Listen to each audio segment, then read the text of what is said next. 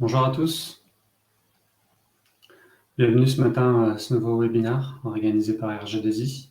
Je vous souhaite tous la bienvenue. On va attendre une petite minute supplémentaire les derniers inscrits et participants. Il y en a encore quelques-uns. Je vais profiter de cette minute pour vous expliquer, ceux qui ne connaissent pas la plateforme Livestorm. Donc vous avez à votre droite une fenêtre avec écrit chat, questions, sondages, participants. Donc on va réserver le chat pour dire bonjour, comme vient de le faire Frédéric. Bonjour. Donc voilà. Et après, on va avoir également un onglet questions pendant le webinaire. N'hésitez pas à poser des questions. On va les stocker dans cet onglet-là et on les reprendra une à une à la fin de la session de présentation pour répondre à toutes vos questions. Donc on prendra le temps qu'il faudra avec vous pour répondre à toutes vos questions techniques. Voilà. Il est quelle heure? Il est 10h01. On ne va pas tarder à commencer. Donc, en les attendant. Donc, ce matin, ce qu'on va faire, c'est qu'on va se focaliser sur une thématique de l'IoT qui est le déploiement des applications IoT, que ce soit à l'échelle d'un POC ou que ce soit un projet de grandeur nature, petite, moyenne ou grande échelle, peu importe. L'idée, ça va être d'essayer de vous faire un peu un transfert de compétences, de retour d'expérience, des conseils et des astuces pour vous aider à déployer simplement, facilement et rapidement, surtout, tous vos projets IoT. Il y a encore quelques-uns qui s'inscrivent. Allez, ils prendront le train en marche. Bonjour aux derniers arrivants. Allez, on commence officiellement. Donc ce matin, ça sera moi votre interlocuteur. Donc je serai tout seul. Donc pour ceux qui ne me connaissent pas, je m'appelle Olivier Bénas. Je suis responsable commercial de l'agence RG2I à Saint-Étienne. Et vous avez mes coordonnées. Si vous avez besoin de me contacter à l'issue du webinaire ou dans les jours qui suivent, voilà, n'hésitez pas à me contacter ou à contacter RG2I directement. Petite parenthèse également, la présentation et le replay vous seront envoyés par email à l'issue de ce webinaire. Comme ça, vous pourrez regarder à tête reposée soit la présentation, soit la partager à vos collègues qui n'ont pas pu venir alors qu'ils le devaient. Donc voilà, ne vous inquiétez pas là-dessus, tout vous sera envoyé. Support de présentation et également replay. Petite présentation pour ceux qui ne nous connaissent pas, pour faire très rapide, même si je vois beaucoup de gens connus. Donc RG2I, donc on est une société qui est spécialisée depuis plus de 20 ans, 1999, dans la distribution. On parle aujourd'hui de distribution accompagnée, c'est-à-dire qu'on va vous accompagner dans la recherche de solutions, le choix des produits. On n'a pas de site marchand. N'hésitez pas à nous partager vos cas d'usage, vos problématiques et vos applications. Et on va pour vous, je dirais, définir les bonnes solutions techniques et économiques qui vont bien par rapport à votre application. Donc on est vraiment là en mode conseil. Pour pouvoir, et expertise, pour pouvoir vous apporter la bonne solution. Une solution, c'est ce qui est écrit en haut, une solution qui sera standard, ouverte, évolutive. On va dire de manière générale, on pousse uniquement des solutions qui sont non propriétaires et du coup qui vont vous permettre, sur un principe qu'on appelle chez nous de mécano, de pouvoir prendre n'importe quel produit pour le mettre avec n'importe quel autre produit du catalogue chez RG2I ou avec vos applications existantes si vous avez déjà du matériel sur site et qu'il vous manque uniquement une partie de l'application. On s'est focalisé depuis plus de 20 ans, et ça n'a pas changé, sur la communication industrielle. Donc, on s'est notamment focalisé sur 3 briques qui tournent autour de la data.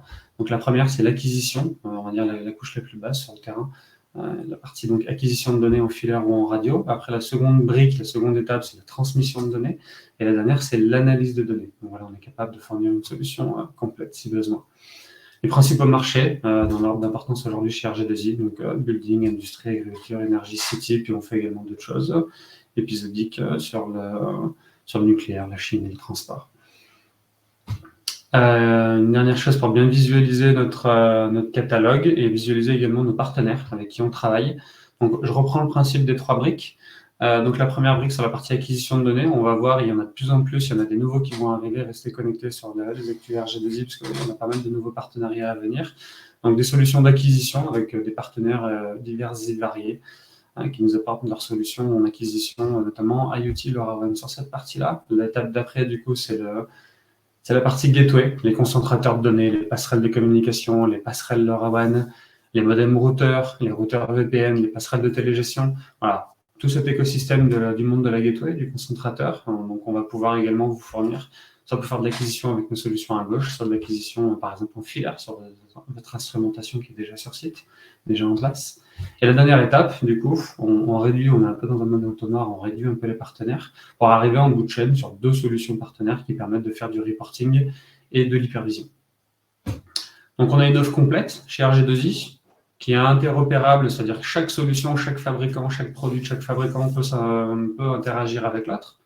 Et l'idée, surtout, c'est que vous pouvez prendre, encore une fois, sur le modèle de mécano, vous pouvez prendre de chacune de ces solutions et les imbriquer par rapport à votre application déjà en place, déjà existante.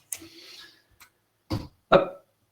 Donc, pour avancer un peu plus dans le vif du sujet, j'en ai terminé pour la présentation RG2I. Donc, pour avancer dans le vif du sujet, dès qu'on parle de déploiement IoT, il y en a certains d'entre vous qui ont sans doute déjà déployé des solutions IoT. D'ailleurs, je vais vous demander un petit travail en vous soumettant un petit sondage avant que j'oublie.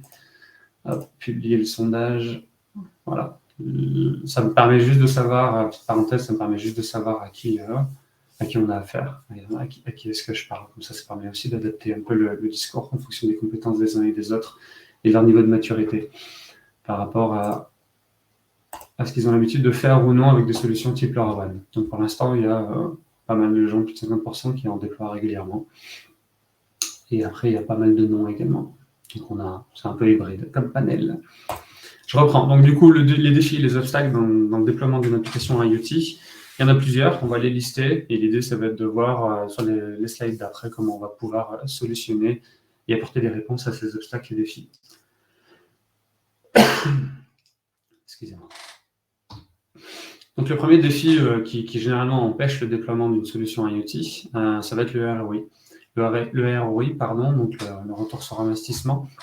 La problématique souvent qu'il y a dans l'industrie ou ailleurs d'ailleurs, peu importe, c'est qu'il est difficilement quantifiable. Mais quand on n'arrive pas à le quantifier, on va avoir du mal, si vous êtes chef de projet, à convaincre votre patron de déployer une solution IoT. Vous allez manquer de budget parce que visiblement, vous allez avoir du mal à lui dire que vous allez avoir un retour sur investissement qui est réel et qui est rapide. Donc par rapport à ça, c'est une vraie contrainte de ne pas arriver à quantifier cette partie-là. Généralement, ça bloque. Le deuxième défi, le deuxième obstacle, c'est que souvent, on est mis sur un projet IoT quand on est dans l'industrie ou dans le tertiaire ou autre. On manque un peu d'expérience, on manque un peu de retour d'expérience, de success story et autres. Et donc, du coup, c'est un petit peu un inconfort. On a du mal un petit peu à se lancer. La troisième, qui est plutôt un 2 bis, c'est qu'on a du mal à mettre en place ça lorsque c'est pas son métier. Voilà, il y a beaucoup de gens aujourd'hui, notamment dans l'industrie, qui font autre chose et qui se retrouvent, responsables de cette solution IoT, de déployer un POC. Donc un POC, c'est un Proof of Concept, un démonstrateur en français, qui va permettre de prouver que la solution et l'application fonctionnent avec cette nouvelle technologie-là. Donc par rapport à ça, le manque d'expérience, manque de connaissances, ça va apporter une solution assez inconfortable qui va faire que on va y aller, mais un petit peu à tâtons, un petit peu à reculons. Donc généralement, c'est pas forcément positif pour déployer une première solution IoT. Parce que voilà, c'est pas votre métier, donc il faut trouver des solutions simples, on va le voir comment on peut y répondre. L'autre défi, moi, que je mets pas mal en avant aussi, que je trouve quand je me mets dans la peau des clients, notamment des clients finaux, c'est qu'il y a aujourd'hui une multitude de technologies qui existent. Il y aura du Sigfox, de la 4G, il y en a d'autres qui sont en préparation, qui sont en train de sortir ou qui sont sur le point de sortir. De la 5G, du LTE, du NB IoT, il y a du Sigfox, il y a du Bluetooth, il y a du Wi-Fi industriel. Voilà, moi je suis arrivé il y a 10 ans chez RG2I, tout ça n'existait pas. On parlait de GPRS, on parlait un peu de 3G, mais on parlait principalement de GPRS quand on faisait des ventes de routeurs. GSM, on parlait de GSM Data et de RTC, des solutions qui existaient déjà depuis très très longtemps lorsque j'étais petit et qui existent encore aujourd'hui, qui sont sur le point de mourir, mais qui ont une vie qui date de 20 à 30 ans. Voilà, aujourd'hui, en 2021, des nouvelles technologies, je ne vais pas dire qu'il y en a tous les jours, parce que j'exagère si je dis ça. Par contre, il y en a énormément. Et la problématique, c'est que quand on est client, quand on n'est pas spécialisé dans ce domaine de la communication, c'est un petit peu beaucoup d'un coup et on a souvent du mal à faire son choix sur qu'est-ce que je vais prendre comme solution, quelle est la meilleure solution pour mon cas d'usage, quelle est la meilleure technologie, est-ce qu'il ne faut pas que j'attende, parce que visiblement il y a des nouvelles technologies qui ont l'air pas mal, parce que tout le monde pousse un petit peu pour faire la promotion et le marketing de ces nouvelles technologies. Donc du coup, je vais avoir du mal à faire un choix. Donc, typiquement, je vais freiner le déploiement et je vais un petit peu attendre. Donc je vais laisser traîner tout ça. Et le dernier défi, le dernier obstacle, souvent, c'est la sécurité. Voilà, nouvelle technologie, aujourd'hui problématique de cybersécurité. Quelle est la sécurité par rapport à ces technologies-là? Si je déploie un POC, est-ce que ça va être sécurisé? Comment je peux le percevoir et m'en assurer? Donc voilà, ça fait pas mal de défis, ça fait pas mal d'obstacles. Je suis quasiment sûr que pas mal d'entre vous ont déjà été confrontés à ces problématiques-là et à ces réflexions-là, ce type de raisonnement. Donc voilà, l'idée pour vous qui êtes déjà en plein dedans ou pour ceux qui essayent de se lancer ou qui ont envie de se lancer, voilà, l'idée, les slides d'après, ça va être de vous montrer comment vous pouvez simplement, rapidement et de manière assez tranquille déployer une solution IoT. Pour cela, on va principalement se focaliser ce matin sur une technologie, le LoRaWAN, qui a fait pas mal ses preuves, qui est en train de devenir de plus en plus mature, qui existe depuis bientôt plus de 6 ans, 7 ans. Donc ça va être de vous montrer les clés de succès de cette technologie LoRaWAN qui vont vous permettre, dans certains cas d'usage, attention, pas pour tous les cas d'usage, on ne va pas tout faire avec le LoRaWAN non plus, de vous montrer que les obstacles et les défis que je vous ai décrits avant, ils vont pouvoir être facilement résolus en prenant des bons principes et des bons prérequis pour déployer votre solution IoT rapidement et simplement. Donc, petit rappel pour ceux qui ne connaissent pas, vu qu'il y avait des noms des gens qui n'avaient jamais déployé de solution IoT lors du sondage. Petit rappel rapide sur les caractéristiques. Donc, on est sur une technologie radio avec des normes et des standards régionaux, donc à l'échelle plutôt de continents, avec des bandes de fréquences qui sont différentes en fonction des continents, on va dire. On est principalement sur des produits sur batterie, donc l'idée c'est d'éviter de tuer du câble, principalement quand on fait de la solution radio type LoRaWAN.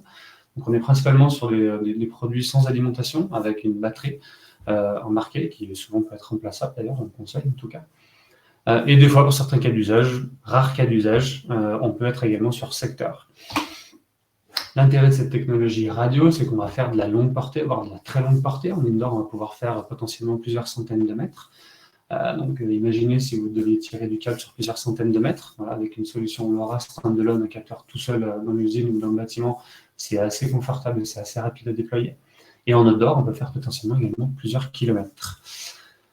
En termes de réseau, d'identification de réseau, on est sur un réseau qu'on peut appeler mixte ou hybride, c'est-à-dire qu'on va avoir le choix de déployer soit un réseau LoRaWAN, soit sur un mode en se basant et en se reposant sur un réseau opérateur LoRaWAN, donc un réseau public ou un réseau opéré.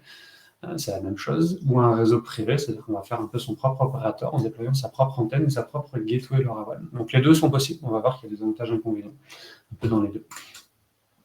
L'autre intérêt du LoRaWAN, c'est qu'on a un côté bidirectionnel. Voilà, on ne fait pas que de la surveillance, on est aussi capable de faire du pilotage, si on a besoin d'être réactif, si on a besoin de faire du pilotage à distance, le protocole permet de le faire, autorise cette bidirectionnalité-là. Et du coup, ça va vous permettre de faire de la remontée de données, mais également du pilotage à distance à l'autre bout de la France ou de la planète, potentiellement. Donc, c'est assez intéressant à ce niveau-là.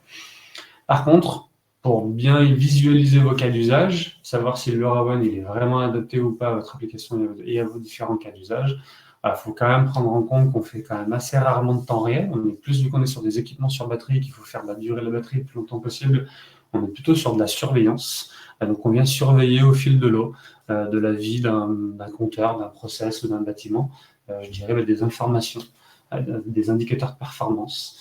Donc voilà, on ne va pas faire forcément beaucoup de temps réel à ce niveau-là. Il y a quelques exceptions lorsqu'on a besoin de renvoyer une alarme de temps en temps dans la journée, où là, forcément, l'alarme, on va éviter d'attendre 10 minutes ou 1 heure qu'elle arrive. Celle-ci va être renvoyée en temps réel. Et on a également, dans certains cas de figure, il y a très peu de capteurs qui le font.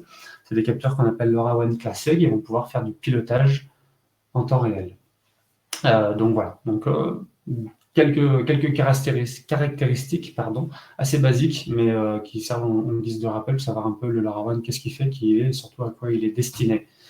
En termes de cas d'usage, aujourd'hui, voilà, c'est là où on a le plus d'innovation, le plus de fabricants, le plus de capteurs en référence chez nous, chez RGDuzy, de manière générale sur le marché. Donc grosso modo, on peut quasiment couvrir tous les cas d'usage de tout type de marché. J'ai parlé d'un réseau hybride avec la solution LoRaWAN. Donc une petite slide rapide pour visualiser l'architecture, la schématiser pour qu'elle soit un petit peu plus explicite et visuelle pour tout le monde.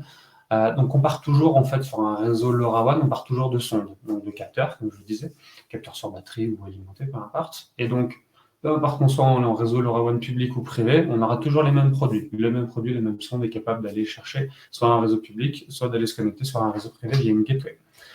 Donc si on part du mode réseau public, réseau opéré, donc les capteurs vont, grâce à la technologie embarquée LoRaWAN, pousser leurs données sur un réseau LoRaWAN français. Donc il y a 2 opérateurs en France, Orange et Bouygues Telecom via sa filiale Genius, qui couvre une grande partie du territoire français, donc 98% il me semble du territoire et 95% de la population. C'est un peu le même principe qu'en 4G, donc à partir du moment où avec son smartphone on chope la 4G, c'est un peu le même principe avec le LoRa. Voilà, à partir du moment où il y a du réseau LoRa, le capteur peut se connecter sur l'antenne de l'opérateur. Et derrière, donc les données vont être disponibles sur Internet, ce qu'on appelle le back-end de l'opérateur, son cloud, et qui va permettre à une solution tierce, une plateforme IoT, une solution cloud, d'aller chercher chez l'opérateur les données qui vous concernent, et de vous les afficher, de vous les traiter, de les exploiter. Si on part après dans l'autre mode, dans le mode réseau LoRaWAN privé, du coup, on va déployer une gateway, c'est-à-dire qu'on va s'affranchir de l'opérateur pour déployer sa propre antenne via le même protocole LoRaWAN, via les mêmes capteurs LoRaWAN. Et à ce niveau-là, on va pouvoir faire deux choses à l'issue de la gateway. Soit on reprend le cheminement de l'opérateur, c'est-à-dire qu'on pousse les données sur Internet pour envoyer ça sur un service tierce type plateforme SaaS cloud. Donc voilà, on reprend la même chose, sauf que cette fois-ci, on a une antenne. Soit sinon, on peut convertir, la passerelle va avoir une fonction de conversion, de passerelle de communication et de conversion de protocole. Et donc, les paquets LoRa des capteurs à gauche, elle va les convertir à droite à destination d'un process, d'un automate de régulation ou d'un SCADA, dans des protocoles plutôt industriels, mode bus TCP ou plutôt bâtiment tertiaire avec du BACnet IP. Et donc là, on va pouvoir retomber sur notre petit, éviter de tirer du câble et déployer une solution purement locale. Et après, derrière, on va pouvoir envoyer ça sur un SCADA local ou également à distance. Donc voilà pour l'identification un petit peu des deux réseaux. Maintenant, on va se focaliser sur le LoRaWAN public et on va se focaliser sur le LoRaWAN privé. Comment déployer, quels sont les prérequis, quels sont nos conseils pour déployer, je dirais, des solutions rapides et faciles sans que ça vous coûte trop de temps, trop de développement, trop d'ingénierie et du coup que ça tombe un peu aux oubliettes, ce genre de déploiement-là. Sur le LoRaWAN public, ce qui va être important, ça va être de savoir, c'est que quand je dis qu'il y a 98% de la population, 95% de la population, pardon, il y a toujours une incertitude quand on veut déployer une solution radio de savoir si ça va bien capter. Alors, on voit à la maison, le téléphone ne passe pas partout, donc c'est un peu la même chose avec un réseau LoRaWAN. Donc par rapport à ça, il y a une première réponse, il y a un premier outil qui est assez intéressant, qui va être d'utiliser les outils de couverture LoRa des opérateurs. Donc il y a deux opérateurs, il y a deux outils différents. Grosso modo, vous avez les liens qui vont vous permettre, en tapant du coup l'adresse postale du site sur lequel vous voulez déployer votre objet LoRaWAN, de vérifier tout simplement si votre capteur il a une chance de capter le réseau d'opérateurs. Donc à gauche c'est orange, si vous êtes en orange clair, donc j'ai mis des deux côtés l'adresse de l'agence RG2I à Saint-Etienne. Et donc on voit dans les deux cas qu'on déploie de l'Obgenius Bouygues Telecom ou du LoRa orange, on va capter autant en indoor qu'en outdoor. Et après il y a certains cas de figure, l'orange clair ou le violet à droite, qui vont vous permettre d'identifier qu'il y a uniquement si vous déployez votre capteur à l'extérieur, dehors, que celui-ci va avoir une chance de capter l'opérateur. Et à l'intérieur, ça pourrait passer, mais visiblement, c'est pas gagné, quoi. Donc, attention à ça. Donc, c'est un premier outil, c'est un premier conseil à ce niveau-là à vous donner, c'est utiliser ces outils-là, parce que déjà, ils permettent de lever des doutes.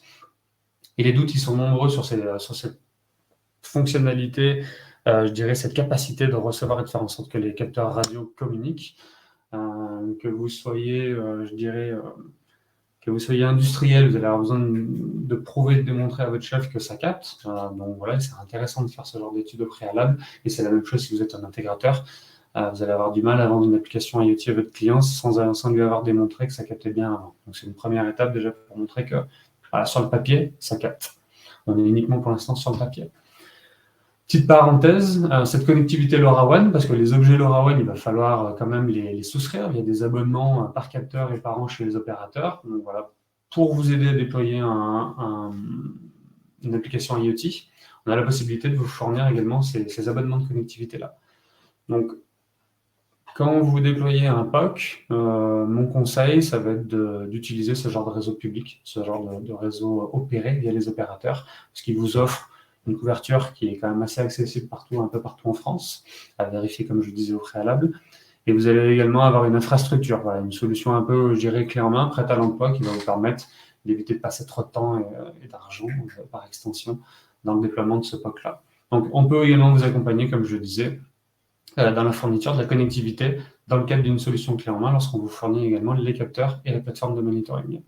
Idéal pour commencer un POC, ça va très très vite. La deuxième chose, du coup, le deuxième conseil, la deuxième chose à faire, il faut vraiment insister là-dessus, il faut vraiment le faire, On voit qu'ici, on est sur de la théorie. Ici, on va être un petit peu plus sur de la pratique. La pratique pour tester et vérifier et démontrer aux clients que, ne vous inquiétez pas, malgré les contraintes techniques, malgré les perturbations apportées par un transfo, malgré le bardage métallique de votre usine et ainsi de suite, la solution en radio LoRaWAN va passer. Ça va être rendu possible via un outil et via une solution et une prestation qui s'appelle le radio mapping. Donc le radio mapping, c'est quoi? C'est d'utiliser ce genre de produit que vous voyez, soit sur la photo de la présentation, soit sinon celui qui est dans ma main, et qui va vous permettre en fait d'aller sur site et de tester, je dirais, le réseau de l'opérateur. Donc pour cela, il va falloir appairer cette fameuse télécommande. Ce fameux testeur, il va falloir l'appairer à l'opérateur que vous voulez tester, et il va vous permettre en fait, à tous les points de données de l'usine, de faire un tour de l'usine pendant 2 ou 4 heures, d'aller tester 10, 15, 20, 30 points, et permettre comme ça, je dirais, de vérifier si les 10, 15, 20, 30 points de mesure, là vous avez prévu demain ou à moyen terme de déployer vos objets connectés LoRaWAN, de vérifier si ça passe bien. Voilà, là, on est un petit peu plus dans la pratique. Au moins, vous savez si ça passe ou si ça passe pas. Voilà, vous avez une manière de le prouver. Donc derrière, avec l'analyse de ces résultats, vous allez pouvoir savoir si vous pouvez déployer vos objets en l'état. Parce que si, là, on va dire que si la télécommande dit que ça capte, on a de grandes chances quand même que le capteur fasse de même et capte le réseau de l'opérateur. Et donc à ce niveau-là, vous allez pouvoir convaincre votre client ou votre chef que vous pouvez y aller, ça marche, il n'y a pas de souci à ce niveau-là d'un point de vue de la communication en radio. Autre parenthèse, pour vous aider dans ce genre de déploiement de POC et de prestations de radio mapping, on fournit aussi une solution clé en main qui permet, au-delà de la connectivité et au-delà de cette télécommande de ce testeur-là, d'avoir une solution graphique et une solution d'historisation, de traçabilité de tests qui va vous permettre derrière d'avoir une sorte de compte rendu à remettre à votre patron ou à votre client pour lui justifier que visiblement ça fonctionne bien et ça capte bien sur site. Là, vous avez fait votre test. Une fois que vous avez fait ça, il y a une chose qu'il va falloir quand même faire, c'est que vous allez avoir des résultats sur la télécommande lors de votre radio mapping et il va falloir quand même un petit peu interpréter les résultats. Donc, dans l'interprétation des résultats, il y a 2 choses à vérifier. Il y a souvent 2 indicateurs sur le fait que ça capte ou ça capte pas bien. Il y a ce qu'on appelle le RSSI, c'est la puissance de réception d'un signal. Et il y a dans l'autre sens, je dirais, la qualité de transmission qui est le paramètre SNR. Ces 2 paramètres-là, lorsqu'on les analyse, vont permettre d'avoir une bonne visibilité sur la qualité de réception et d'émission de notre capteur à l'endroit où on a fait le test, lors du radio mapping. Et ça va permettre de voir, alors les barèmes sont un petit peu différents selon certains fabricants, mais bon, ça coïncide quand même pas mal à quelques chiffres, à quelques digits près, j'ai envie de dire. Donc l'idée, ça va te permettre de voir si on est moyen, mauvais. Donc si c'est mauvais, on déconseille de déployer. Si on est moyen, il y a manière d'améliorer un petit peu ça. Si on est bon, entre guillemets, vous pouvez y aller les yeux fermés. Dans la manière d'interpréter les données, pour ceux qui ne connaissent pas ça, on peut se rendre compte qu'en fonction d'un paramètre qui s'appelle SF, donc c'est ce qui s'appelle le spread factor, vous allez avoir des résultats qui sont un petit peu différents. Donc, je vous ai mis en relief en orange, je vous l'ai entouré. On va pouvoir voir qu'avec la télécommande, si on fait du moins 117, en fonction du spread factor qu'on a configuré dans le produit, on peut être dans un mode mauvais, interdiction de déployer, ou très bon, vous pouvez y déployer les yeux fermés. Donc à ce niveau-là, on est sur une manière, mais un peu la seule manière sur un réseau public opéré LoRaWAN, d'améliorer les résultats que vous allez avoir lors de votre radio mapping. C'est-à-dire que vous allez pouvoir agir sur la configuration des produits pour configurer leur spectre, les SF, et y aller de 7, 8, 9, 10, 11, 12, qui va correspondre à 7, je transmets moins loin que si je suis en SF12 où j'ai la capacité, parce que j'envoie grosso modo, de la pêche au niveau du capteur. Le capteur va faire tout son possible pour envoyer de la puissance. Et grosso modo, en SF12, on va communiquer beaucoup plus loin qu'en SF7. Et c'est ce qui justifie qu'en SF7, en 117, on est mauvais, alors que par exemple, en SF10, on est plutôt pas mal, on est même plutôt très bon. Donc à ce niveau-là, vous allez pouvoir comme ça jouer sur le capteur avec cette notion de spectre pour pouvoir améliorer ça et faire en sorte que je ne capte pas avec un réseau public, mais grâce au spectre, en le changeant, je vais pouvoir capter potentiellement. Attention par contre, parce que pour que le capteur puisse envoyer très très loin, beaucoup plus loin en SF12 qu'en SF7, forcément il a besoin de pêche, il a besoin de puissance. La puissance, là où est-ce qu'il va la trouver sur un capteur sur batterie? Il va la trouver dans la batterie. Donc, plus vous augmentez le chiffre SF, plus vous allez loin. Par contre, plus vous allez être énergivore et moins l'autonomie de votre batterie va être grande. Donc, il y a un compromis, juste milieu à essayer de trouver à ce niveau-là pour faire en sorte qu'on communique suffisamment loin si on a besoin, si on n'arrive pas à atteindre l'antenne relais de l'opérateur ou sa gateway, et en même temps s'assurer une autonomie, parce que le but, c'est pas de faire de la maintenance de batterie tous les 6 mois non plus dans l'usine et chez les clients à distance. Donc l'idée, le compromis, c'est un peu un compromis suisse, ça va être d'être sur un XF9 et 10 qui convient assez bien, qui va me permettre d'être sur un juste milieu, de faire en sorte que on va trouver un compromis à ce niveau-là. Hop, et hop. Donc pour la partie LoRaWAN privé, on a des indicateurs qui permettent de savoir si ça capte, des indicateurs théoriques. On a un indicateur pratique qui est la radio mapping, qui permet de savoir réellement, de juger si ça capte réellement sur le site du client ou dans votre usine. Il y a une manière d'interpréter les résultats et de jouer sur un petit paramètre SF qui va permettre d'améliorer ça. Par contre, si malgré tout ça, on est toujours dans le rouge, peu importe le spectre, avec l'opérateur, on peut partir du principe que grosso modo, vous ne captez pas, malheureusement pour vous, vous ne captez pas dans le bâtiment ou dans l'usine le réseau de l'opérateur, qu'il soit Obgenius ou qu'il soit Orange. Donc à ce niveau-là, il y a l'intérêt, il y a l'alternative LoRaWAN privé qui va vous apporter une deuxième solution pour quand même déployer votre solution LoRa à partir du moment où vous avez jugé que c'était la bonne pour vous. Donc sur le réseau privé, on va parler des avantages. Donc le premier avantage, je viens de le citer, c'est que si vous avez un problème de couverture lié aux opérateurs LoRaWAN, ça va permettre de déployer votre propre antenne à l'échelle de votre bâtiment, de votre usine. Donc déjà, vous palliez ce problème-là. Vous n'avez plus de problème, vous déployez votre propre antenne, vous faites votre propre opérateur. Le deuxième avantage d'un réseau LoRaWAN privé, ça va être de s'affranchir des coûts liés à la connectivité. Comme je le disais tout à l'heure, il faut, lorsqu'on veut faire du LoRaWAN public au travers d'un opérateur, c'est un peu comme un téléphone. L'objet connecté, le capteur LoRaWAN, c'est un téléphone, c'est-à-dire qu'il va falloir s'abonner au réseau d'opérateurs. Donc vous allez avoir des coûts qui sont liés au capteur et vous allez avoir des coûts à l'année. Donc ces coûts-là, on peut permettre de se les affranchir lorsqu'on est dans un réseau LoRaWAN privé et qu'on n'a pas le choix. Ça peut être aussi une raison économique à ce niveau-là. La principale raison de s'affranchir des coûts de l'opérateur, c'est lorsqu'on va avoir beaucoup de capteurs au même endroit.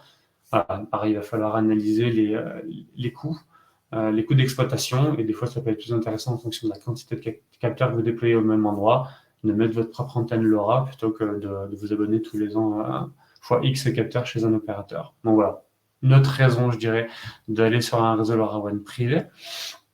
Ce n'est pas vrai à tous les cas, donc c'est vraiment adapté au cas par cas. Notre intérêt, ça peut être la solution, ça peut être d'être autonome. C'est un peu lié aussi à un autre aspect qui va arriver après, qui est la sécurité. Voilà, l'idée, c'est de tout faire, je dirais, en interne, pas avoir besoin d'une prestataire externe, pas avoir besoin d'une solution connectée à Internet. On veut rester en local, quoi. L'autre avantage du LoRaWAN privé, ça va être de s'adapter aux contraintes techniques. Donc l'idée, c'est, alors c'est pas forcément une contrainte, c'est plus une application technique qui peut justifier cela. Donc typiquement, lorsqu'on a du process, lorsqu'on veut typiquement éviter de tirer du câble, on veut juste faire 100 mètres entre un capteur, un point de mesure d'instrumentation et son process, son SCADA ou son automate de régulation de chauffage 100 mètres plus loin. Voilà, on fait preuve de bon sens, c'est peut-être pas forcément pertinent, surtout si on a beaucoup de capteurs, que les capteurs aillent balancer les données dans le cloud sur Internet pour redescendre 100 mètres plus loin.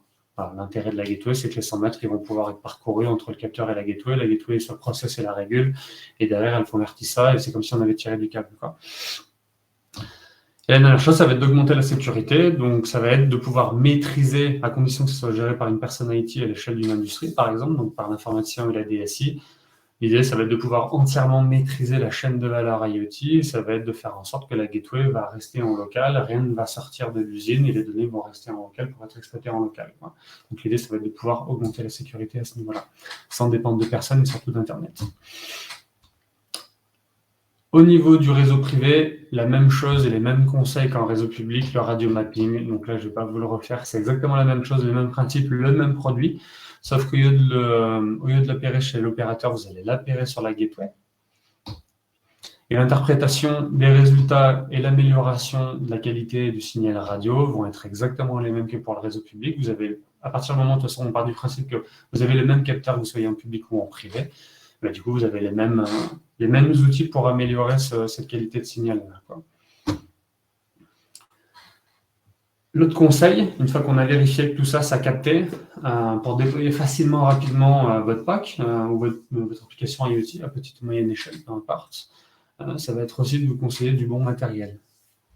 Le bon matériel, c'est au niveau des capteurs. Au niveau des capteurs, aujourd'hui, il y a un écosystème qui est assez impressionnant et surtout qui est grandissant, qui fait que, par exemple, chez RG2I, on a 14 fabricants différents de capteurs LoRaWAN. je les ai comptés encore hier soir pour vérifier, on arrive bientôt aux 300 références de capteurs LoRaWAN. Donc on a un écosystème, on a un catalogue qui est énorme, ça c'est juste chez RG2I, donc on en rajoute autant avec d'autres fabricants qu'on n'a pas. Donc l'idée c'est autant se permettre le luxe de partir sur des produits qui sont accessibles techniquement. Voilà. Si vous n'avez pas de compétences là-dedans, si vous vous lancez là-dedans pour la première fois, si on vous a mis ça grosso modo dans les pattes entre guillemets, et que c'est pas votre métier principal, voilà, autant partir sur des produits accessibles, simples à utiliser. Et là-dessus, on va vous conseiller. N'hésitez pas à nous solliciter. On va faire le benchmark technique pour vous en fonction de vos compétences. Voilà, il y a un partage et un échange ensemble. On va plutôt vous orienter sur certaines références et certains fabricants qui ont déployé des solutions et des outils assez simples. Donc, les outils assez simples, grosso modo, c'est quoi? C'est je me connecte avec une application Windows sur mon PC et facilement, j'ai des menus contextuels, des menus déroulants assez explicites et intuitifs qui vont me permettre de configurer mon produit.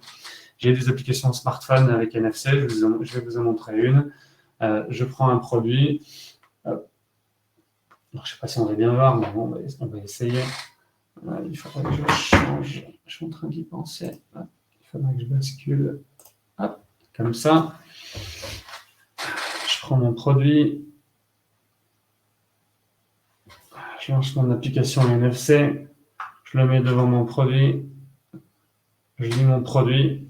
La lecture est successful. Et ça y est, je peux commencer à configurer mon produit avec du menu contextuel qui va me permettre d'activer, désactiver certaines fonctionnalités, définir des seuils et ainsi de suite. Et après, quand j'ai terminé, je fais la même chose dans l'autre sens. Je fais write et donc du coup, je peux aller écrire ma configuration directement dans mon produit.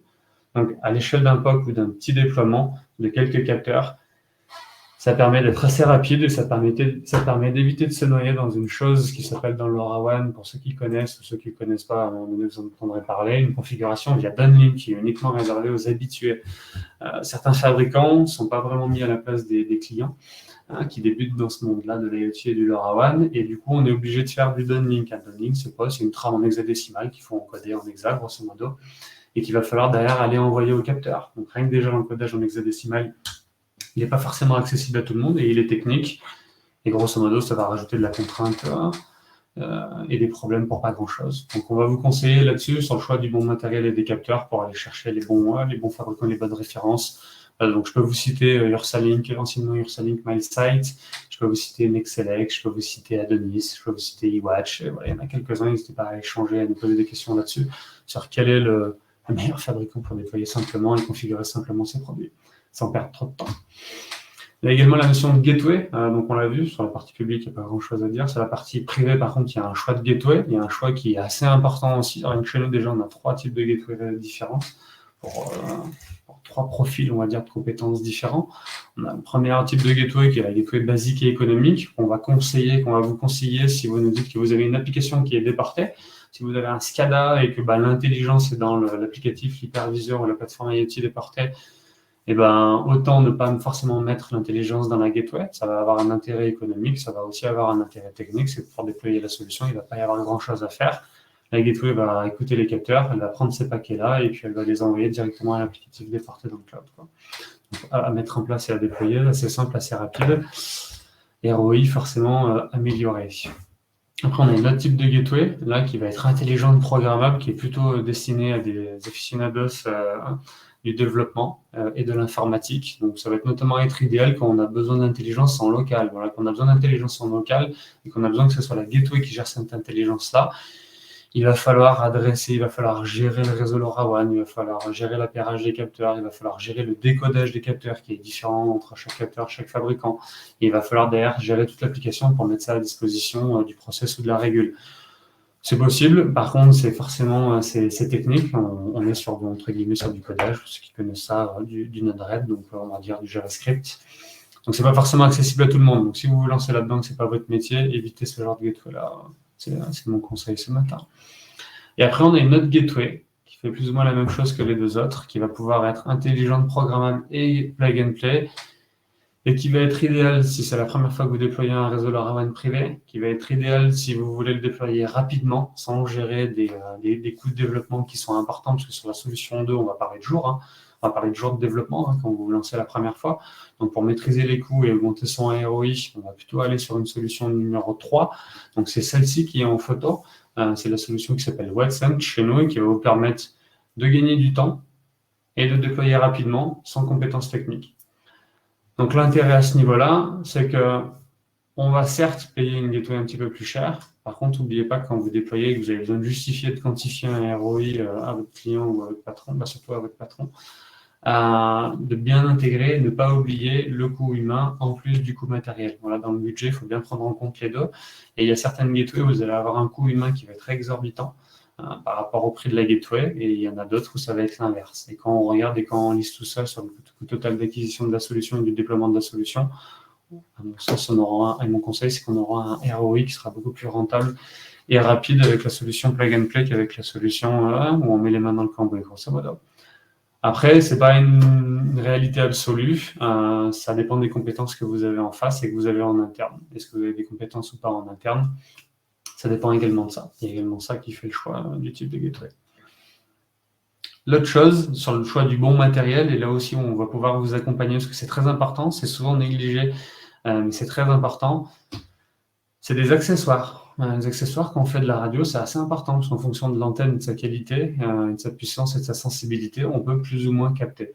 Donc à ce niveau-là, on a tout type d'antennes, donc des versions indoor, des versions outdoor, pour se mettre sur un toit et faire en sorte de voir un petit peu tout le monde et de bypasser les obstacles au milieu, au rez-de-chaussée ou dans les bâtiments. On a des antennes directionnelles pour les diriger dans le sens des capteurs, antennes magnétiques, équerres, discrètes ou pas. Grosso modo, dans les gateways qui sont fournis par les fabricants, soit il n'y a pas d'antenne, donc dans tous les cas il en faut une, il ne faut pas l'oublier, soit il y a une petite antenne qui est fournie, mais qui de vous à moi ne sert pas à grand chose parce qu'on est sur une antenne de ce type-là et qui ne va même pas avoir la capacité de sortir d'une armoire électrique d'un tableau. C'est-à-dire que ce n'est pas terrible, si le tableau en plus il est métallique, ça va faire cage de Faraday, donc on va perdre de la portée de la couverture juste pour un petit accessoire qui ne coûte pas forcément grand-chose sur l'ensemble de l'application. Donc à ce niveau-là, différentes antennes, des petites avec du câble, comme ça, qui sont assez économiques, qui sont magnétiques, on met au-dessus du coffret, avec 2-3 mètres de câble. Et sinon, après, on a des antennes de ce type-là, qui sont un petit peu plus grosses, et qui vont permettre d'aller dehors sur la cave ou sur un mât et de couvrir une distance beaucoup plus importante que si on avait laissé l'antenne dans l'armoire, ou même sur l'armoire de manière magnétique. Donc la portée, ça va permettre d'aller choper plus de capteurs, des capteurs qui sont beaucoup plus loin, et potentiellement, ça va même me permettre d'éviter de mettre une deuxième gateway sur un site. Si j'ai certains capteurs à l'extrémité qui ne sont pas couverts par la gateway, des fois l'antenne ou du câble d'antenne, c'est un autre conseil, c'est un autre accessoire qu'on peut vous fournir. On fait du câble à façon de 50 cm jusqu'à 20 mètres. On fait du câble faible perte pour éviter les pertes dans la longueur de câble, parce que ça existe cette partie-là. Et donc l'idée, ça va permettre de sortir d'un coffret, d'un TGBT ou même d'un bâtiment pour se mettre sur le toit. Plus on est haut, et mieux, grosso modo, on capte. Il faut se donner les chances de le faire. Donc avec ce genre d'accessoires-là, à ne pas négliger encore une fois, on va se permettre d'y arriver, sans forcément avoir besoin de retourner sur site et d'y passer trop de temps pour comprendre pourquoi ça ne capte pas. Et enfin, sur le choix du bon matériel, c'est plutôt le choix des bonnes solutions.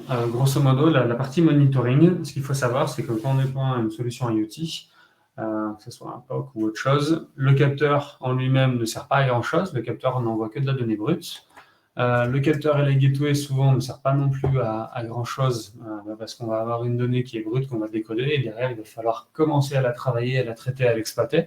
Donc, dans tous les cas, de toute façon, on a besoin d'une solution qui va nous permettre d'analyser les données brutes qui sont envoyées par le capteur. Donc, à ce niveau-là, vous avez besoin d'outils dans tous les cas. Et donc, aujourd'hui, il existe des solutions, et notre conseil, ça va être d'utiliser des solutions le plus horizontales possible et le plus agnostiques vis-à-vis des technos possibles. Horizontal, pourquoi ? Parce qu'aujourd'hui, sur le marché de l'IoT, il y a des solutions, il y a des gens qui sont spécifiés, qui ont créé des plateformes verticales par rapport à certains cas d'usage. C'est intéressant, ça va très loin d'un point de vue technique sur ces cas d'usage-là. Par contre, la contrainte, c'est de multiplier les plateformes en interne lorsque vous avez besoin de monitorer une consommation d'eau, lorsque vous avez besoin de monitorer votre système de ventilation, lorsque vous avez besoin de monitorer votre chauffage, votre qualité d'air intérieur, et j'en passe et des meilleurs. Donc l'idée, c'est d'être sur une solution, notre conseil plutôt horizontale, vous allez pouvoir avec la même solution, peu importe les cas d'usage, tous les couvrir avec la même solution. Alors vraiment une solution d'hypervision et une solution universelle. L'agnosticité, elle est importante, ça permet de répondre à un premier défi, un premier obstacle que je présentais en début de présentation, qui est cette multitude de technologies-là. Voilà, il existe des solutions qui sont compatibles avec du LoRa, du Sigfox, du Wi-Fi, de la 3G, de la 4G, de la DSL, j'en passe et des meilleurs. Donc l'intérêt, c'est que vous allez pouvoir demain, si vous déployez des solutions sur un support d'autres technologies, vous allez pouvoir le faire avec la même plateforme. Pas besoin de changer de plateforme, de repartir de zéro pour la benchmarker et la déployer et la mettre en œuvre. Et en plus, surtout, ce genre de plateforme-là va pouvoir évoluer de manière naturelle avec les évolutions technologiques. On voit, comme je le disais tout à l'heure, qu'il y a beaucoup d'évolutions et d'innovation, avec potentiellement des nouvelles technos qui vont arriver. Donc, si la solution elle est déjà agnostique avec les technos d'aujourd'hui, elle le sera aussi, elle vous permettra d'évoluer avec les technos de demain. Donc, vous gagnerez du temps et vous ne remettrez pas tout en cause et vous ne perdrez pas tous les efforts que vous avez déployés. Solution disponible sur étagère, c'est important, ça va te permettre de déployer rapidement à l'échelle d'un POC, c'est très important, c'est un conseil aussi, de prendre des solutions sur étagère qui vous fournissent un peu des solutions clés en main, qui vous évitent de mettre les mains dans le cambouis et de déployer une solution, alors qu'on veut juste valider, faire un proof of concept et valider généralement que le capteur dans notre usine il capte bien et qu'il nous renvoie bien de la donnée et qu'on commence à analyser un petit peu la donnée. Bon, il ne faut pas non plus passer trop de jours ou de semaines ou de mois pour déployer ce genre de solution-là. Votre cas d'usage, peut-être qu'il est déjà couvert par une solution sur étagère clé en main. Donc, peut-être privilégier pour le déploiement d'un POC ce genre de solution-là. Beaucoup de capteurs aujourd'hui sur le marché. Une contrainte technique qui va être la compatibilité des capteurs. Voilà, les capteurs, il faut, comme je l'ai dit, alors très rapidement, on pourra revenir en détail pour ceux qui ont besoin de plus de précision sur le sujet. Les capteurs, pour des questions de sécurité, le protocole LoRaWAN nativement va apporter de la sécurité. C'est important, parce qu'on en parlait aussi comme défi obstacle juste avant. Donc, les capteurs vont avoir des trames qui sont chiffrées, qu'il va falloir déchiffrer, ont des trames qui sont encodées, qu'il va falloir décoder. Donc, l'intérêt des solutions également, ça va être d'apporter une solution et d'aller chercher plutôt une solution qui vous décode déjà les capteurs du marché. Voilà. Ce n'est pas votre métier de décoder ça, c'est le métier d'un développeur. Donc, partez sur des solutions qui vous offrent déjà ce décodage-là. Vous gagnerez du temps et vous déploierez beaucoup plus rapidement. Et ça va être une solution. Il faut aussi partir sur ce genre de solution de monitoring-là. C'est qu'une fois que votre proof of concept il est efficace, il est effectif, que vous avez justifié le ROI, vous étiez rentable et que vous avez besoin de passer à une étape numéro 2, c'est-à-dire déployer à plus grande échelle, je dirais, le POC que vous venez de faire, vous allez certainement avoir besoin quand même d'un petit peu de développement, un petit peu de customisation. Donc, à partir de ce moment-là, c'est toujours bien de prendre une solution qui permet de le faire, de rentrer dans la customisation. Donc, on est sur du standard, sur l'étagère lorsqu'on veut faire un proof of concept. Et on passe sur une étape d'après sur la customisation quand on va aller dans une échelle beaucoup plus grande sur l'industrialisation et un plus gros déploiement. Donc, l'intérêt, c'est d'avoir des solutions disponibles à tous les étages. À ce niveau-là, on n'en a qu'une, nous, on en a une chez RG2I qui s'appelle Kiran IoT Suite et qui permet de cocher grosso modo toutes les cases, tous les points qu'on vient de dire sur la plateforme universelle. Et c'est une solution, voilà, sur la source, sur le site de l'éditeur, vous allez pouvoir retrouver pas mal de success stories, de témoignages. Il y en a un que j'ai trouvé plutôt pas mal, qui est la région Provence-Alpes-Côte d'Azur. Et donc, du coup, le chef de projet IoT, voilà, ce qu'il a trouvé intéressant, c'est que ça permettait de lever tous les obstacles et tous les défis que je vous ai cités juste avant, c'est-à-dire d'apporter de la réactivité, d'améliorer les services de maintenance, d'être beaucoup plus efficace, pouvoir monitorer tout ça à distance et surtout de manière assez maîtrisée dans les coûts de déploiement, donc avec notamment une grosse solution déployée en moins de 3 semaines, alors que sans le bon capteur, sans la gateway, la bonne connectivité et la bonne plateforme, ça pourrait potentiellement mettre des mois. Donc c'est assez important de choisir les bons partenaires, les bons prestataires et du coup le bon matériel. Donc à ce niveau-là, on est force de proposition chez RG2I. N'hésitez pas à nous solliciter, soit par une solution clé en main, capteur gateway, antenne, câble d'antenne et plateforme de monitoring, ou sur une solution partielle, parce que vous avez déjà tout le reste et il vous manque juste les capteurs ou les plateformes. Les bonnes pratiques, en guise de dernier conseil.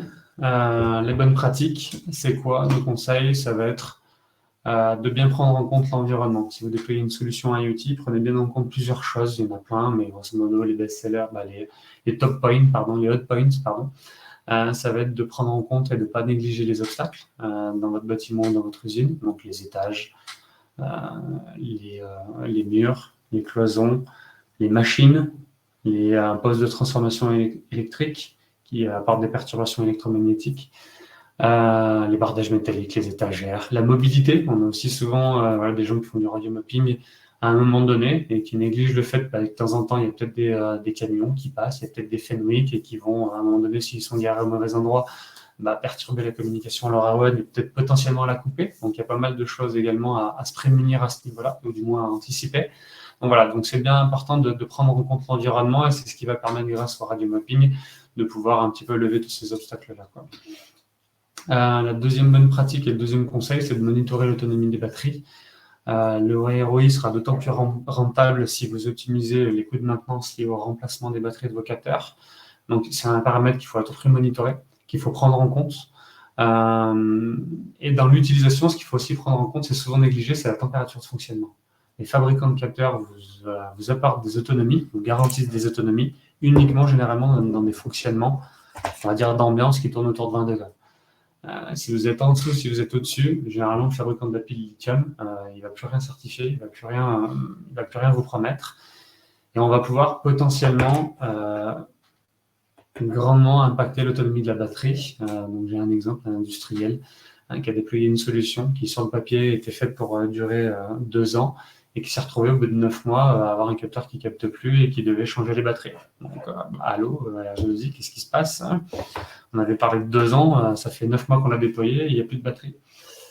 Alors, en surveillant les courbes de température, donc c'était dans une usine, pas très bien isolée, donc en surveillant les courbes de température, on s'est rendu compte que pendant les 9 mois, il y avait pendant l'hiver, l'usine, le capteur, il était soumis à une température de 5 degrés, et que l'été, on était plutôt à du 40 degrés. Donc potentiellement, voilà, ce genre d'écart de température est hyper néfaste sur les autonomies de batterie, et c'est ce qui peut justifier des autonomies dégradées de cette manière-là. Donc ne pas hésiter, ne pas sous-estimer, je dirais, cette partie monitoring de l'autonomie de la batterie, parce qu'elle va vous permettre de l'anticiper, de déployer de la maintenance de batterie au bon moment, sans attendre que ça coupe et qu'il n'y ait plus de batterie, quoi. Et privilégier le conseil, privilégier des capteurs avec piles remplaçables, parce qu'il y a encore des capteurs qui existent sur le marché qui sont avec piles soudées. C'est quand même pas terrible, encore une fois, pour le ROI, parce que vous êtes obligé de jeter le capteur pour en racheter un nouveau. Et oui, également, l'autre conseil, ça va être d'augmenter l'autonomie de la batterie. Donc, on a vu qu'en travaillant sur le spectre, l'ISF, en travaillant sur la fréquence d'échantillonnage, en déployant, en activant des fonctionnalités potentiellement de data logging, tout ça va faire en sorte qu'on va réduire la quantité de messages par jour envoyés sur le serveur, l'opérateur ou la gateway LoRaWAN. Et donc, potentiellement, on va augmenter l'autonomie et donc on va réduire les coûts qui sont liés à la maintenance de ces capteurs et de ce réseau LoRaWAN-là. Et le dernier conseil, c'est si vraiment ce n'est pas votre métier, entourez-vous des bonnes personnes, parce qu'il y a des gens qui se sont spécifiés, depuis que ça existe le LoRaWAN, qui se sont spécifiés sur ce marché-là, donc qui sont maintenant ce qu'on appelle des intégrateurs IoT, et qui sont capables de vous sourcer, principalement configurer, paramétrer, mais configurer, on va dire configurer et installer sur site le matériel. Vous faire la prestation de service de radio mapping également pour vous justifier que ça fonctionne. Et une fois que vous êtes OK sur le fait que ça fonctionne, vous installez le matériel et le configurer. Alors, si vraiment ce n'est pas votre métier, ça peut être aussi, je dirais, pertinent, judicieux et viable économiquement de sous-traiter cette partie-là plutôt que d'essayer de la gérer en interne quand on a le temps. Et avec potentiellement des jours et des jours d'ingénieurs à comptabiliser dans votre budget et votre ROI, quoi. Donc voilà sur les principaux conseils qu'on peut emmener, qu'on peut vous apporter. Donc la dernière slide avant de passer aux questions, voilà, ça va être de répondre à ces défis, à ces obstacles. Donc on vient de le voir à peu près sur tous les conseils que j'ai pu vous donner. Je vais essayer d'aller vite pour ne pas trop dépasser le timing. Donc, sur la partie sécurité, il y a une sécurité de toute manière qui est intrinsèque à la technologie LoRaWAN, à ce protocole-là, et dans son design et dans la fabrication, dans les capteurs et leurs fonctionnalités. Il y a une notion de confidentialité qui devient de plus en plus importante, c'est-à-dire que pour déchiffrer des capteurs LoRa, on vous remet des clés de chiffrement pour pouvoir les déchiffrer. Donc, il y a une confidentialité qui commence à être pas mal prise en compte chez les fabricants, qui permet d'augmenter cette confidentialité-là et forcément cette sécurité-là. Et après, si vous avez les compétences, l'IT, le DSI en interne, l'architecture privée peut aussi être une solution pour maîtriser et s'assurer un petit peu plus de sécurité en restant essentiellement en interne, quoi. Le défi des multitudes de technologies, le conseil, c'est faites un benchmark. On peut le faire ensemble pour vous. On peut vous conseiller, vu qu'on est pertinent, vu qu'on vend des capteurs et de la technologie et de la connectivité sur beaucoup de technologies qu'on vient de citer. On peut vous aider à benchmarker quelle est la bonne solution par rapport à votre cas d'usage. Une fois que vous avez défini votre cas d'usage, que ce soit LoRa comme ce matin ou que ce soit un autre, foncez, parce que sinon vous allez perdre du temps à essayer de benchmarker et à tout tester. Essayez de foncer sur une solution POC avec une solution clé en main qui va vous permettre de déployer rapidement à moindre coût la solution. Au moins, vous la validerez ou vous l'invaliderez et vous passerez sur une seconde techno le plus rapidement possible, quoi. Le manque d'expérience et de connaissances pour lancer le POC, on a vu qu'en utilisant les bons outils, les bons capteurs, les bonnes solutions gérées clé en main, vous allez pouvoir faciliter et déployer rapidement et simplement votre POC et votre petite application IoT LoRaWAN. Et d'un point de vue ROI, tout ça va être un petit peu, je dirais, un petit peu plus facile à justifier, dans le sens où vous allez limiter les investissements, vous allez réduire les temps ingénieurs destinés, je dirais, à déployer ce genre de solution-là. Et vous allez pouvoir accélérer grosso modo la commercialisation de votre nouveau service à valeur ajoutée, parce que vous allez pouvoir justifier à votre patron qu'en optimisant et en partant sur les bonnes solutions, les bons outils, les bons matériels et les bonnes solutions avec des solutions potentiellement clés en main, vous allez pouvoir accélérer le déploiement de cette solution-là. Donc voilà pour nos conseils.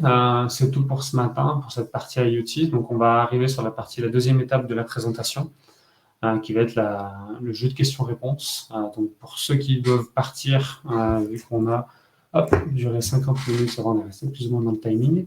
Du coup, je vous remercie. N'hésitez pas à reprendre contact avec nous. N'hésitez pas à suivre notre actualité. Donc, il y a l'exemple de la page LinkedIn où on déploie aujourd'hui le plus d'actualités possible, soit sur les nouveaux partenariats de capteurs de gateway monitoring, soit sur les événements à venir, des nouvelles sessions de webinaires sur d'autres thématiques. Et si vous avez des projets ou autres, n'hésitez pas à nous appeler. Donc, merci à vous si vous devez nous quitter. Et puis pour les autres, on se rejoint sur la partie questions-réponses. Petite parenthèse quand même sur le sondage, je viens de voir vu que tout le monde avait répondu. Il y a autant de gens qui n'ont jamais déployé des solutions IoT LoRaWAN, donc qui ont besoin de se lancer. Donc voilà, prenez bien les premiers conseils, je pense que c'est les premiers à prendre en compte. Et puis après, vous en aurez d'autres qui arriveront. Mais en tout cas, ceux-là, si vous les assimilez, c'est déjà pas mal pour commencer. Et il y a pas mal de gens qui déploient régulièrement des solutions IoT. Donc voilà, on avait deux types de panels. Donc, est-ce qu'on a des questions dans le chat? Des fois, on en a. On va commencer par l'outil question.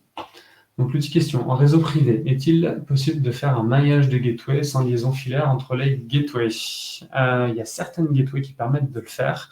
On va pouvoir gérer ce qu'on appelle un peu un profil master-slave, où grosso modo, on va avoir des gateways qui vont simplement, je dirais, aller pousser les informations sur une gateway un petit peu plus maître, quoi. C'est pas forcément évident à mettre en œuvre. C'est généralement des gateways qui sont programmables de manière assez poussée. On est plutôt sur une gateway programmable en JavaScript à ce niveau-là. C'est possible, mais voilà, il faut avoir quand même les compétences pour le mettre en œuvre. L'autre question, le SF d'un capteur s'ajuste-t-il automatiquement ou doit-il être réglé manuellement lors de la mise en service? C'est une bonne question parce que j'ai complètement oublié cette partie-là. Donc merci pour cette question. Au niveau du spectre, au niveau du SF, on a vu qu'il pouvait jouer sur la portée, sur la couverture vis-à-vis d'un opérateur ou d'une gateway en local. Ce spectre, il y a deux types de capteurs. Soit il y a le capteur qui permet de le configurer. On a des capteurs qui permettent de le configurer et de forcer un spectre. Parce que vous avez jugé que de toute façon, un SF7, ça ne captait pas, donc vous allez forcer un spectre 7, 8, 9, 10, 11, 12 pour faire en sorte que ça capte. Donc là, vous allez le forcer manuellement lors de la configuration en NFC ou encore une fois en local, en logiciel Windows. Et après, par contre, il y a certains capteurs qui sont auto-adaptatifs sur le paramètre SF et spectre. Et à ce niveau-là, qui vont pouvoir automatiquement, je dirais, trouver le bon spectre pour aller trouver le bon serveur LoRaWAN, donc soit l'opérateur, soit la gateway. Donc là, à ce niveau-là, il n'y aura pas forcément grand-chose à faire. Donc les deux sont possibles, tout dépend du capteur que vous achetez. N'hésitez pas à nous solliciter si vous voulez un cas ou un autre bien spécifique lorsque vous achetez du matériel. Quelles sont à votre avis les marques de passerelles LoRaWAN qui proposent une solution facilement intégrable via micro-logiciel de paramétrage ou serveur web embarqué? Notre avis, les marques qui proposent une solution facilement intégrable. Sur le facilement intégrable, il n'y en a qu'une, c'était celle que je mettais en avant, c'était la solution WattSense. Qui permet en fait de pré-mâcher le travail. L'intérêt de pré-mâcher le travail, c'est que toute la partie que vous êtes censé faire avec une solution entièrement configurable en JavaScript, cette solution-là va faire en sorte que vous allez partir d'une page blanche, il va falloir tout coder, grosso modo, tout déployer à l'intérieur de la gateway et tout déployer et tout coder. Ça va prendre du temps. L'intérêt, c'est que les solutions plug and play type WattSense, vous allez pouvoir gagner du temps à ce niveau-là. Le réseau LoRaWAN va être créé par la passerelle. Vous allez ajouter vos capteurs simplement dans une liste déroulante de familles de fabricants et de références produits. Et derrière, la passerelle va vous les décoder automatiquement et va vous mettre à disposition, soit vous permettre de les envoyer à distance, soit de les pousser en local dans une table d'échange Modbus TCP ou BACnet IP sans rien faire. Donc, grosso modo, vous avez une solution qui se déploie en il y a des retours d'expérience et des témoignages également sur cette passerelle WebSense que je peux vous partager ultérieurement si vous le souhaitez, où on a des gens, des exploitants qui ont déployé en 4 heures et ils ont connecté plusieurs bâtiments, quoi. Donc c'est assez pertinent et c'est assez viable économiquement et c'est assez rapide à déployer. Voilà, si ce n'est pas votre métier, allez sur ce genre de solution. C'est mon conseil. Les sondes ont-elles tout un envoi de batterie faible? Alors, en tout cas, ce que les sondes ont, ce qui est sûr, c'est qu'elles ont toutes un envoi de batterie, un envoi de niveau de batterie. Après, généralement, ça va plutôt être la solution d'exploitation des données, des trames, des capteurs LoRa, qui va en déduire si ce niveau de batterie qui est envoyé périodiquement par le capteur, il va être élevé, moyen ou faible. Donc après, c'est surtout à ce niveau-là, au niveau monitoring, où du coup, vous allez pouvoir monitorer ça, et grâce à des plateformes comme Keron que je vous ai présenté tout à l'heure, vous allez pouvoir définir des seuils.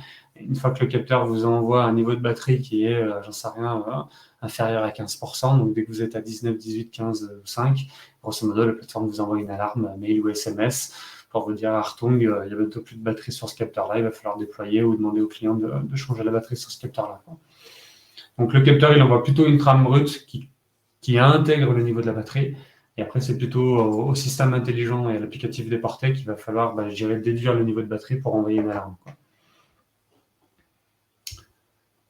Donc voilà pour cette question-là. Et après, j'ai vu qu'il y en avait également dans le chat. Donc là, il n'y a rien.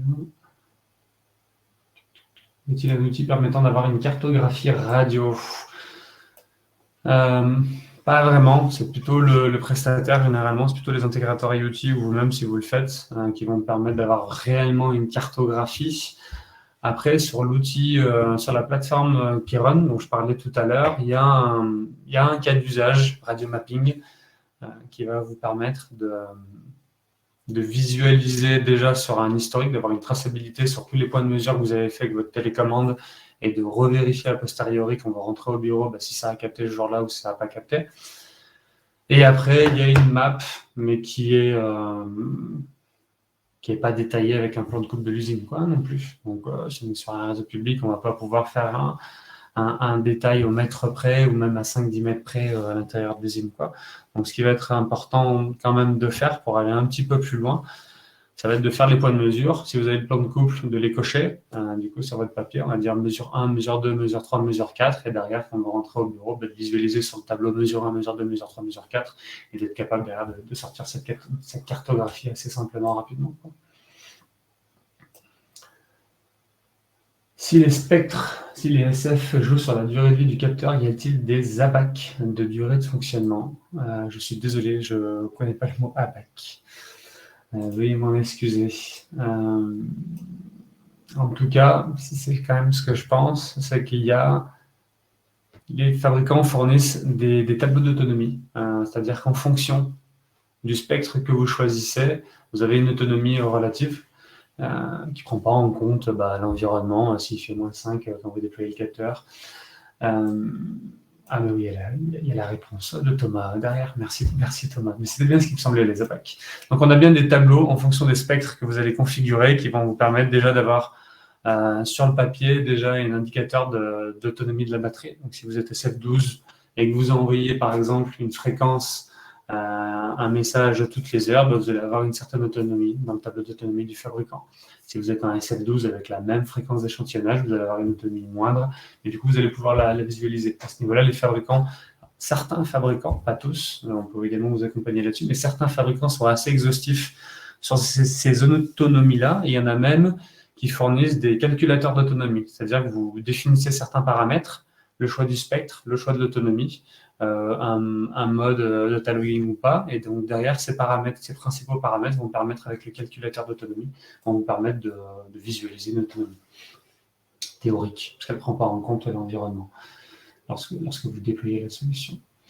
Clac, clac, clac. Il est possible aussi de faire des extensions d'un réseau public. Oui, c'est aussi possible. On peut le faire. Il existe un fabricant et un opérateur qui permettent de le faire avec ce qu'on appelle un répéteur LoRaWAN dans certains cas de figure. En privé, il y a tout de même le coût de la connexion de la passerelle en 4G. Donc oui, c'est sûr, vous avez raison, Christophe. Si vous êtes sur une passerelle 4G, il y aura forcément un coût GSM, un coût data avec un abonnement de 4G et une carte SIM, qui n'a pas lieu si vous êtes en Ethernet. Donc si on a une prise, une patte Ethernet, un ADSL en local, du coup on va s'affranchir, je dirais, de ce coût de connectivité-là avec un réseau privé, une carte et un modem 4G.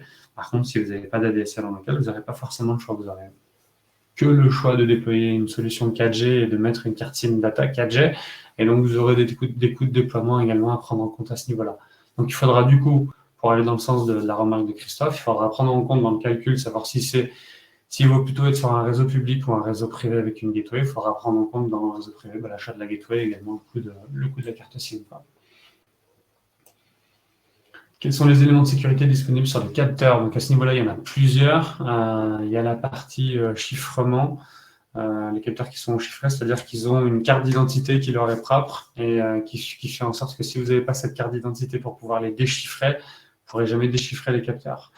Et c'est là-dessus que tout à l'heure, j'informais qu'il y avait un petit peu de prise de conscience de cet aspect-là, parce qu'il a souvent été négligé, et qui permettent d'aller sur de plus en plus de confidentialité. Éviter que les clés de chiffrement, je dirais, se baladent d'un mail à un autre, d'un PC à un autre. Il y a des solutions beaucoup plus sécurisées maintenant qui existent à ce niveau-là. Quel est le budget de la Gateway Plug and Play? Je note votre question, Michael. Je reviendrai vers vous à ce niveau-là avec la réponse. Merci. Bonne journée. Merci. Sauf erreur de ma part, l'indication d'autonomie n'est qu'un calcul et non une mesure réelle. Donc la valeur envoyée est théorique. Donc il y a de grosses différences de température. Cette valeur peut donc être assez erronée. Exactement. C'est exactement l'exemple que je mettais en avant tout à l'heure. Le fabricant qui s'attendait par rapport à son paramétrage et à son produit une autonomie de 2 ans et qui s'est retrouvé avec une autonomie réelle de 9 mois. L'autonomie théorique, comme vous l'avez bien dit, elle était de 2 ans, et dans la réalité, parce qu'il y avait une vraie contrainte là vis-à-vis de son environnement, notamment par rapport aux écarts de température que les batteries lithium, qui sont principalement toutes présentes dans les capteurs LoRaWAN IoT, détestent. Donc ces batteries lithium détestent ce genre d'écart de température et ce froid ou ce chaud, ce très chaud même. Et donc typiquement là, il n'y a personne qui peut anticiper et savoir comment la batterie lithium va réagir, quoi. Donc on est effectivement sur du théorique. Voilà pour toutes les questions qu'il y avait dans l'onglet chat. Les questions dans l'onglet questions, il y en a des nouvelles qui arrivent. Peut-on faire un test cyclique de l'intégrité de la liaison entre le capteur et la gateway? C'est important, ça me fait penser à autre chose. Sur certains capteurs, donc le test cyclique, il va plus ou moins être géré par certains capteurs. Certains capteurs ont une fonctionnalité, un paramétrage qui s'appelle... comment il s'appelle déjà ? Plus ou moins l'acquittement. Grosso modo, le message il est envoyé et on a besoin d'un acquittement pour savoir s'il a bien été reçu. La problématique, c'est que ça vient aussi, ce mode de paramétrage-là et d'acquittement, doubler les échanges de communication et venir un petit peu impacter l'autonomie de la batterie, parce qu'on double plus ou moins les messages. Ce qui est intéressant sur certains capteurs par rapport à ça, c'est qu'ils vont pouvoir, lorsqu'ils reçoivent l'acquittement, ils vont pouvoir, en fonction de la réponse, du coup, relancer ce qu'on appelle une join request. Une join request, c'est quoi? Lorsque vous paramétrez la première fois votre capteur LoRaWAN, il envoie une requête bien spécifique de join, c'est-à-dire une requête d'appairage qui est spécifique à ce mode-là et qui va permettre de s'appairer au serveur LoRaWAN, qu'il soit public sur Orange Bouygues Telecom ou qu'il soit privé sur une gateway. Il y a certains capteurs qui l'envoient de manière cyclique. C'est-à-dire que s'ils perdent la communication, au moins on est sûr que c'est paramétrable, mais la plupart des capteurs, une fois toutes les 24 heures, on refait un join request pour être sûr que si le lien a été rompu pendant cette journée-là, au moins le lien, il va être réétabli ou il a une chance d'être réétabli. Donc ça, c'est intéressant. Il y a certains capteurs qui le font de manière automatique. Il y a certains capteurs qui le font si vous le paramétrez. Il y a certains capteurs qui ne le font pas. Certains capteurs qui ne le font pas, il faut se brancher sur le capteur pour réinitialiser une join request. Donc ça peut être assez problématique à ce moment-là si vous perdez les communications entre le capteur et la gateway. Donc merci pour cette question, ça m'a permis de préciser également et de conseiller cette partie-là. Jungle Quest. Au niveau de sécurité, entre une gateway LoRa privée avec envoi en 4G et un réseau LoRa opéré Live Object, quelle est la solution la plus sécurisée? Piratage ou autre? Je vais être honnête avec vous, je ne suis pas le plus compétent sur ce sujet-là. Donc, on peut en reparler a posteriori avec une relation, une communication tripartite qui va être, je dirais, de faire le travail avec l'opérateur et qui va être également de faire le travail avec le fabricant de la gateway.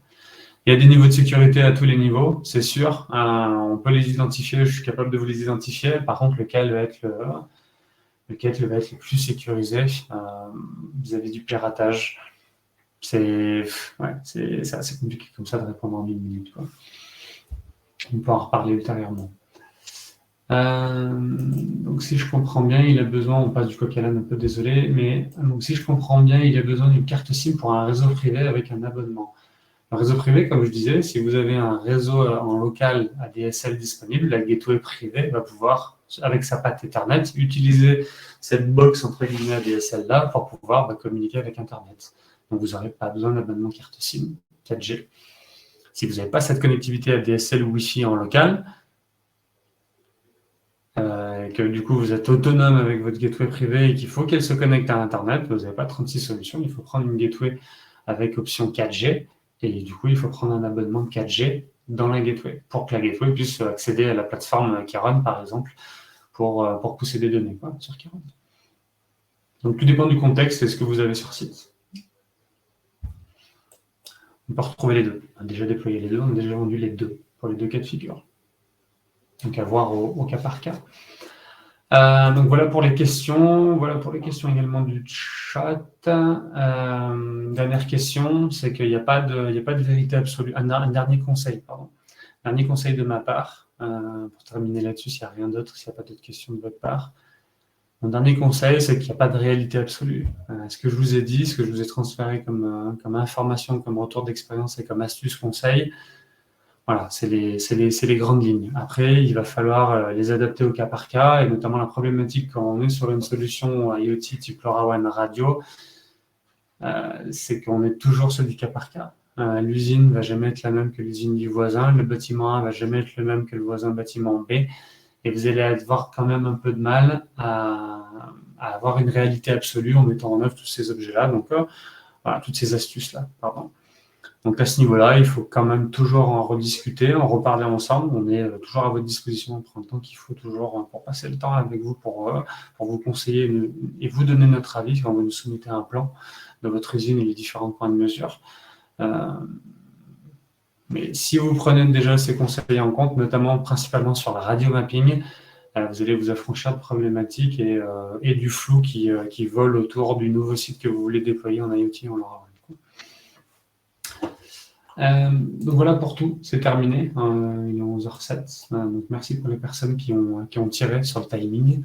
Visiblement il y avait de l'intérêt, donc merci à vous pour l'intérêt que vous portez à ces sujets et à ce genre de thématiques qu'on aborde chez RGDSI sur ce type de webinaire. Donc merci à tous, merci pour votre présence, merci pour votre temps. Encore une fois, vous allez recevoir du coup à l'issue du webinaire du coup le replay et on vous enverra dans un second temps par mail le lien, un lien partageable pour tout le monde, à vos collègues de travail et également de support de présentation, si vous voulez en reparler entre vous. Et puis, on est à votre disposition dès maintenant, dès qu'on raccroche, on est disponible au téléphone ou par mail si besoin pour aller plus loin dans le vif du sujet, aller plus loin dans la technique de ce genre de déploiement IoT. Merci à tous, passez une bonne fin de journée et un bon week-end en approche. À bientôt, au revoir.